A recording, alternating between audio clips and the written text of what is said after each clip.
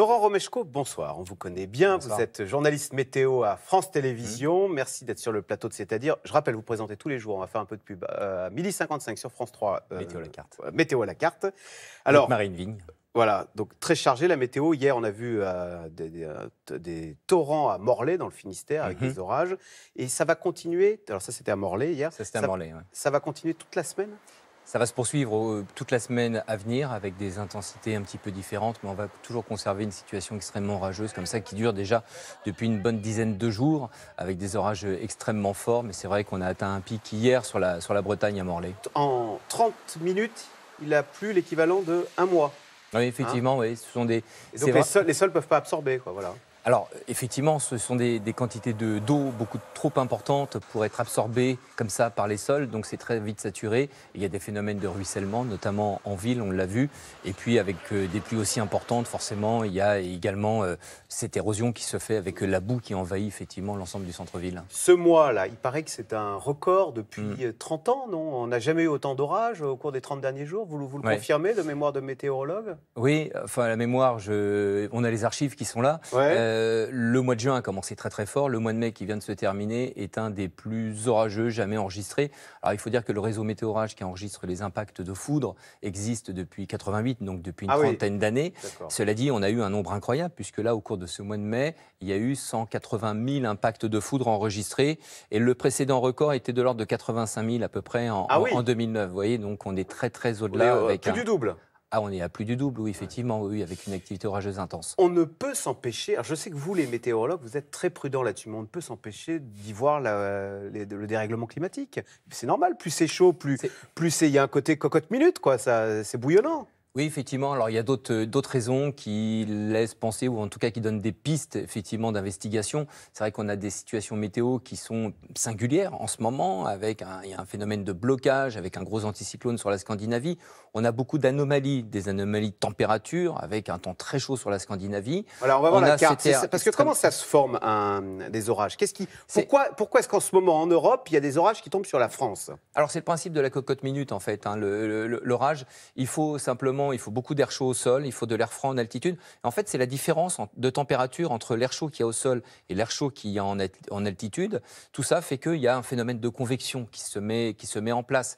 Et donc, dans ces cas-là, il y a une charge électrique qui se met d'un seul coup à se développer au sein du nuage, ce qui provoque effectivement l'activité orageuse dans ces cas-là, mais également la pluie, les intempéries associées, la grêle aussi. Vous savez, la grêle, c'est ce petit glaçon au départ, c'est tout petit, c'est de l'ordre du micron à peu près. Et puis, ça se met à faire des allers-retours dans le nuage comme ça, avec cette forte convection. Ça fait des allers-retours. Lorsque ça monte très très haut, ça congèle, puisqu'en haut du nuage, la température elle est de l'ordre de moins 20 degrés à peu près. Ces glaçons se forment, font plusieurs allers-retours et grossissent. Donc ça, c'est vraiment le principe de l'activité du cumulonimbus, qui est une grosse machine thermodynamique qui produit de l'électricité et qui produit de la glace, carrément.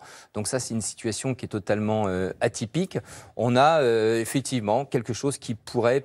Je pense que les climatologues étudient ce genre de choses, essayer d'avoir un petit peu de recul pour voir si c'est de l'ordre du dérèglement climatique. Un orage, c'est 100 millions de volts qui s'abat.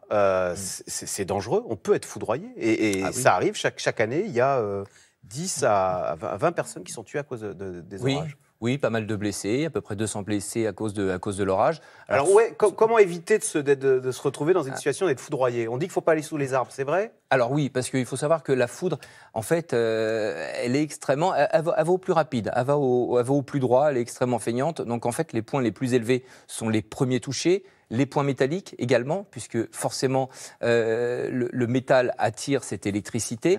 Donc effectivement, éviter les points les plus élevés. Alors en montagne, c'est ne pas se placer à côté d'une barre rocheuse qui contient souvent du fer et qui est en hauteur. En ville, en campagne, c'est la proximité avec les arbres. Cette proximité est assez dangereuse parce que lorsque l'arbre est foudroyé, alors bien entendu, il y a cette puissance. Il y a la température également qui est très importante. Un éclair, c'est de l'ordre d'à peu près de 30 000 degrés. Donc vous voyez, vous avez l'électrocution et puis vous avez également la chaleur. Puis il faut savoir que l'arbre, il n'est pas qu'en l'air. L'arbre, il a également des racines, des ramifications dans le sous-sol. Donc quand on est à proximité d'un arbre, jusqu'à 20-30 mètres à peu près, là également, il y a danger, puisque cette décharge électrique passe également par le sol. Alors il y en a une qui se fait régulièrement foudroyer, c'est la Tour Eiffel, parce qu'évidemment, c'est typique, c'est une pointe en plein Paris. Mais la température monte, voilà, on voit là. Là, c'est exactement ce qui se passe. Oui, alors ça arrive assez fréquemment parce qu'elle joue ce rôle de paratonnerre, elle est entièrement métal en plus et très haute, donc là elle remplit toutes les conditions. En plus cette photo est assez amusante parce que vous voyez il y a deux éclairs en forme de V et en fait là cette fois-ci on se trouve dans un cas de figure assez particulier. Ce n'est pas un éclair descendant qui part de la base du nuage jusqu'à la Tour Eiffel, mais l'électrisation s'est effectuée du sommet de la Tour Eiffel jusqu'au nuage. Ah, c'est un éclair ascendant. C'est un éclair ascendant. Et vous me disiez que les fameux orages, là, comme dans les 7 boules de cristal de Tintin, ça arrive, un orage en boule. Alors ça arrive, Il n'a pas inventé ça, Hergé? Non, il ne l'a pas inventé. Il y a eu beaucoup de récits, beaucoup d'observations, rarement de constatations, parce que c'est super difficile, c'est très rare et très difficile à prendre en photo et témoigner de ça ou en vidéo. Mais c'est vrai qu'il commence à y avoir... C'est resté très inexpliqué pendant très longtemps. On commence à avoir quelques explications. Ça s'effectuerait à l'impact de foudre, paraît-il, et il y aurait en fait un taux de silicium assez élevé au moment de l'impact qui ferait qu'il y ait cet enroulement, mais qui est très très bref. Où est-ce qu'on est le mieux protégé quand il y a un orage, quand il y a ces conditions épouvantables? On se dit chez soi. Alors il paraît que dans la voiture, c'est pas dangereux, mais enfin bon. Alors oui, effectivement, pour le foudroiement, la voiture, ça protège, puisqu'il y a ce phénomène de cage de Faraday. Je veux dire, la décharge va faire le tour de la voiture, mais vous ne serez pas impacté. Un petit peu secoué, mais pas impacté. Il y a l'isolation en plus avec les pneus de caoutchouc au sol, donc ça vous êtes plutôt protégé. En revanche, il y a un autre danger, et on l'a vu là à Morlaix, ce sont les crues éclairs qui se produisent lorsqu'on est en voiture. Donc la voiture, c'est pas forcément l'endroit recommandé. C'est l'eau dans ces cas-là qui est extrêmement dangereuse et qui peut être meurtrière, en tout cas dévastatrice dans le cas de Morlaix.